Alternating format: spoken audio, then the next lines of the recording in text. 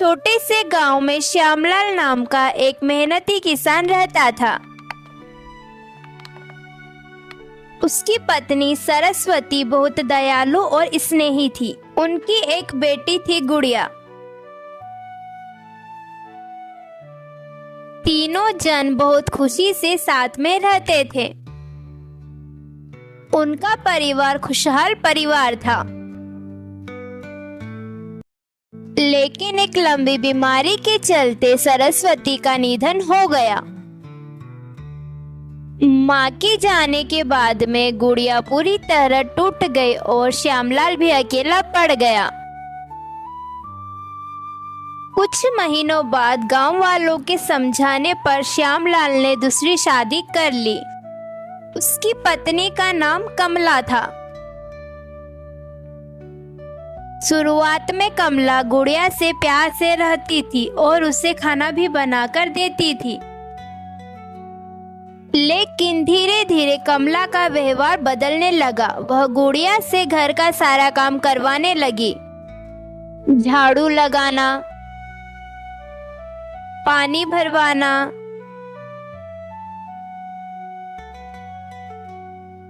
गाय को चारा डालना।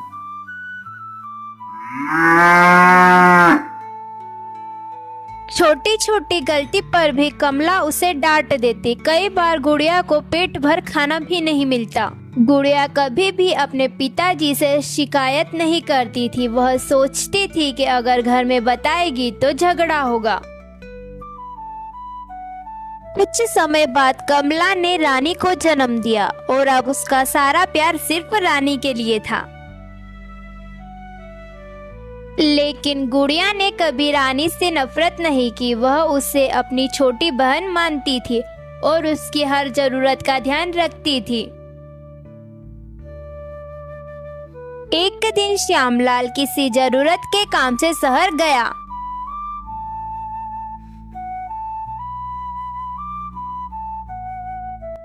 तेज बारिश हो रही थी। रानी खेलते खेलते कुएं के पास पहुंच गई। अचानक उसका पैर फिसला और वह कुएं में गिर गई। गुड़िया ने यह सब देखा और वह बिना सोचे दौड़ पड़ी। उसने रानी की मदद करी, लेकिन वह खुद ही पैर फिसल गया और कुएं में गिर गई। आवाज सुनकर कमला और गांव वाले दौड़ कर आए। सभी ने बच्चियों को सुरक्षित बाहर निकाल लिया। रानी बिल्कुल सुरक्षित थी, लेकिन गुड़िया के हाथों में चोट लग गई थी। कमला की आंखों में आंसू आ गए। बेटी, मुझे माफ कर दो। मैंने हमेशा तुम्हारे साथ भेदभाव किया, लेकिन आज तुमने अपनी जान जोखिम में डालकर मेरी बेटी की जान बचा ली।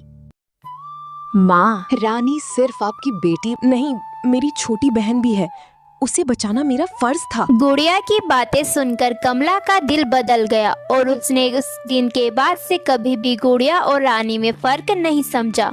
दोनों बेटियों को बराबर प्यार दिया। श्यामलाल शहर से घर लौटता है।